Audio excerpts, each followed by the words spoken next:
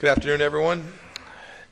I want, as we begin today, to make some announcements about Syria and then discuss two issues that we made good progress on here at the United Nations General Assembly.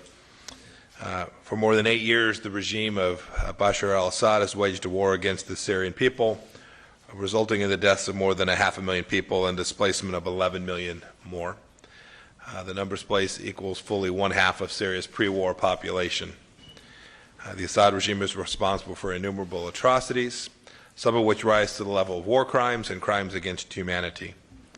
These atrocities include the use of chemical weapons, killings, torture, enforced disappearance, and other inhumane acts. Today I'm announcing that the United States has concluded that the Assad regime used chlorine as a chemical weapon on May 19th in an attack at Latakia province, Syria. This attack was part of the Assad regime's ongoing violent campaign in Idlib, which has killed more than 1,000 innocent Syrians and displaced hundreds of thousands more. It is also the latest instance in a long pattern of Assad's chemical weapons attacks that have killed or wounded thousands of Syrians. Assad has used chemical weapons every year since Syria's accession to the Chemical Weapons Convention in 2013.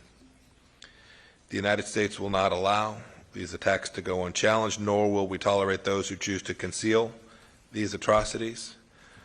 The United States will continue to pressure the insidious Assad regime to end the violence directed at Syrian civilians and to participate in the UN-led political process to implement UN Security Council Resolution 2254. As part of our maximum pressure campaign today, the United States Department of Treasury designated Russian entities for supporting Assad's brutal war machine and facilitating the shipments of jet fuel to Russian military forces in Syria. I'm also announcing today that the State Department will provide an additional $4.5 million to the Organization for the Prohibition of Chemical Weapons to help its investigations of continued chemical weapons use in Syria. And we're keeping other nations informed about our findings at today's Syria small group meeting. I will brief my counterparts on the regime's chemical weapons use. The United States and other small group nations will discuss our shared concerns about the danger the Assad regime poses to the Middle East. We agree on the importance of justice for the victims of Assad's atrocities and accountability for those who are responsible. We agree on the need for a political solution to end the conflict that is in line with UN Security Council Resolution 2254. Finally, the Trump administration never forgets about Americans wrongfully detained or held hostage abroad. Among the more than 100,000 people who have been detained or disappeared in Assad's prisons is American journalist Austin Tice. He has now spent 7 years in captivity. He is just one of a number of American citizens held in Syria, and we call upon the Syrian regime to release them all. We also urge the regime to free all wrongfully detained Syrians, the vast majority of whom are civilians, including many women and children. This is a truly barbaric regime, and today the United States is taking new steps to hold it accountable. We truly do hope for a brighter future for the Syrian people. I want to spend just a minute recapping two highlights of American diplomacy from this week. First, as I said yesterday at the press conference with President Trump, we made good progress on Iran. The United Kingdom, France, and Germany released a statement this week concluding that Iran bears responsibility for the recent attack on Saudi Arabia and called for the mullahs to return to the negotiating table. These nations, like others in the Middle East, indeed all around the world, are facing facts and recognizing that Iran is the aggressor in the Middle East, not the aggrieved. The more Iran lashes out, the greater our pressure will be. All we're looking for, simply, is the Iranian people to have the peace and brighter future that we've been working on since this administration took office. Yesterday, I announced, as part of our maximum pressure campaign, a series of sanctions on some Chinese companies that were violating the Iranian sanctions. President Trump yesterday signed a presidential proclamation banning Iranian elites and their family members from traveling to the United States. For years, Iranian regime elites have shouted death to America. Meanwhile, the relatives have come here to live and to work. No more. I've heard directly from many Iranians enraged at this gross hypocrisy, and yesterday President Trump took action to end it. This week, too, we continued to execute our mission of standing up for the unalienable rights of every person in the world and fundamental freedoms all around the world. President Trump hosted an international religious freedom event at the United Nations, the first American president to do so. We heard heart-rending accounts of persecution of survivors. The State Department also led an event co-hosted by the United Kingdom, Germany, the Netherlands, and Canada that was focused on China's detention of more than 1 million Uyghur Muslims in internment camps in Xinjiang. We were pleased that more than 30 countries attended the meeting. We need many more nations, especially Muslim majority nations, to speak out publicly against one of the worst human rights violations of the 21st century. Thank you, and I'm happy to take a couple of questions. Matt Lee, AP. But there's a mic. Thank you, Mr. Secretary. Hey, Matt. Hey, I wanted to ask about UNGA and the events around here, but everything has been catapulted to another topic down in Washington. So Only because you've chosen to catapult it, well, Matt. The president's lawyer, Mr. Giuliani, has said that the State Department instructed him to get involved with Ukraine, to reach out to President Zelensky and his aides. Is that correct? And if so, what exactly was he told to do by the State Department? By whom? And just more broadly, the whistleblower complaint does not appear to suggest any allegation of impropriety from people in the State Department. Is that correct? Are you confident that none of your staff, that you or none of your staff did anything improper in this whole situation? Thank you. So, Matt, I haven't had a chance to actually read the whistleblower complaint yet. I read the first couple of paragraphs and then got busy today. But I'll ultimately get a chance to see it. If I understand it right, it's from someone who had secondhand knowledge. But here's what I'll say this morning about the engagement of the State Department.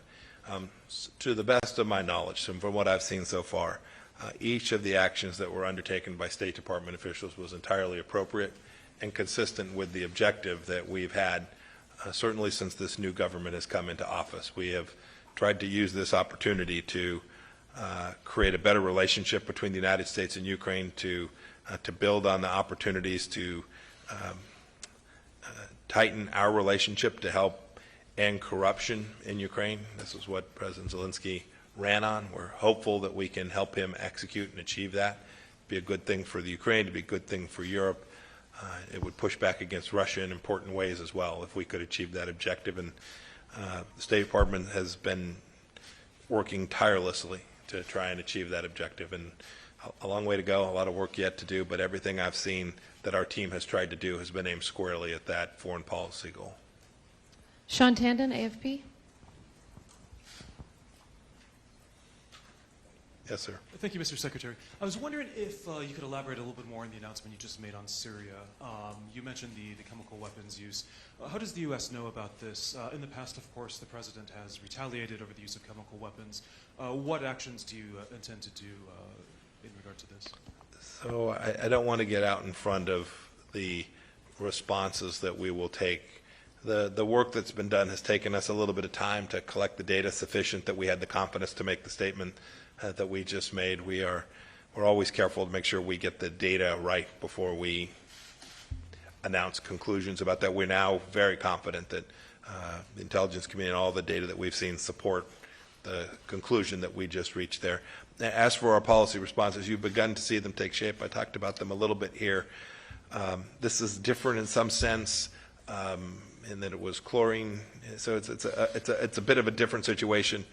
But know that President Trump has been pretty vigorous in protecting the world from the use of chemical weapons.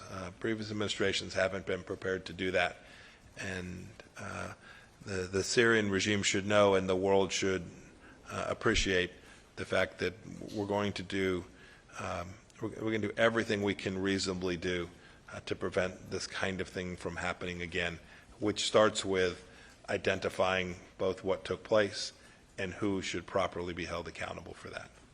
Okay. Ben Marks. Yes, sir. Mr. Secretary. Hi. Ben Marks with NHK.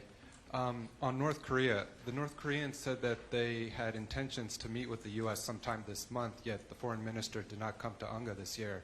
I'd just like to get your reaction on that. And are there any concrete planned meetings in the near future between the U.S. and North Korea? So we've seen these public statements that indicated that we were hopeful there'd be meetings, working level meetings by the end of this month, by the end of September. We've not been able to make those happen, and we don't have a date yet when we'll be able to get together. The North Koreans know, and I'm happy to affirm here again this afternoon, we're ready. Our team's prepared to meet with them. We think it's important that we do so. We believe there are opportunities to engage in conversations that are important and can advance the objectives that were set out in Singapore now a year and a half ago. We hope the phone rings and that we get that call and we get that chance to find a place and a time that work for the North Koreans and that we can deliver on the commitments that Chairman Kim and President Trump made. But I don't have that in hand yet. I hope that before too long I can announce that we do, and the team, Special Representative Began and the team can get after it. I think it would be good for North Korea, for the United States, for South Korea, Japan, for China, all the neighboring nations, as well as the entire world. I'm happy to take one more. You got one more? Yes, ma'am. Humaira from Reuters. Hello, Yes, ma'am. sir. U.S. has just deported an Iranian woman from Australia. Has there been, and this was a lady who was mentioned by Jawad Zarif in a potential prisoner swap with some of the Western hostages. Has there been any progress made on this issue during this week? And would you expect the Princeton students to be released by Iran in the coming days after this? Thank you very much. So I never talk about sensitive issues as you described there. The progress I was referring to this week is that the reality of what has taken place, an act of war, a state-on-state aggression that the Iranians engaged in by taking down some 5% plus of the world's energy supply in a single sophisticated attack against Aramco. I think for a lot of nations around the world, not just nations in the Middle East, but European countries, African countries, countries throughout Asia, I think being here this week and what we were able to share with them, the information that America possesses, we were able to share with them, I think now it has struck them how clear it is that the Islamic Republic of Iran is not prepared to do the right thing and behave like a normal nation. They took an act clearly highly attributable. They had to know that the world would determine that it was them that conducted this strike. They didn't use their usual method of trying to obscure this, their use of a proxy force. They had to know it was the case that the world would rally against them, and yet they still chose to do it. We spend time here this week. We spend time nearly every day working to release the Americans and others who are detained wrongfully inside of Iran. We will continue to do that, and I hope and pray that we make progress on that as we continue to move forward. Thank you all very much. Have a great trip back to Washington.